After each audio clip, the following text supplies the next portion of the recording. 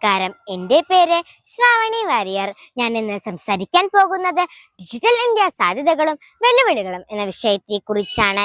ഇന്നലെ വരെ ബാങ്കിലോ സർക്കാർ ഓഫീസിലോ പോയി ചെയ്യേണ്ട കുറേയേറെ കാര്യങ്ങൾ ഇപ്പോൾ മൊബൈലിലൂടെയോ കമ്പ്യൂട്ടറിലൂടെയോ എളുപ്പത്തിൽ ചെയ്യാം.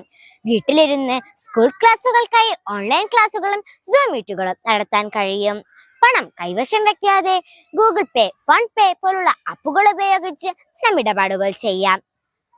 Aadhaar, digital license, digital hospital റെക്കോർഡുകൾ എല്ലാം ഓൺലൈനായി ലഭിക്കും. കറണ്ട് ബിൽ, ഗ്യാസ് ബുക്കിംഗ്, യാത്ര ചെയ്യാനുള്ള ട്രെയിൻ, ബസ്, വിമാന ടിക്കറ്റുകൾ വീട്ടിലിരുന്ന് ബുക്ക് ചെയ്യാം. കർഷകർക്ക് കൃഷിയെക്കുറിച്ചുള്ള വിവരങ്ങൾ പോലും മൊബൈൽ ഫോണിലൂടെ അറിയാൻ സാധിക്കും. എങ്കിലും ചില വെല്ലുവിളികളുണ്ട്. എല്ലാവർക്കും ഇന്റർനെറ്റ് സൗകര്യമില്ല. ചിലവർക്ക് സ്മാർട്ട് ഫോണും ഇന്റർനെറ്റും ഉപയോഗിക്കാൻ അറിയില്ല. സൈബർ തട്ടിപ്പുകാർ ഓൺലൈൻ വഴി കബളിപ്പിക്കുന്നതും സംഭവിക്കുന്നുണ്ട്.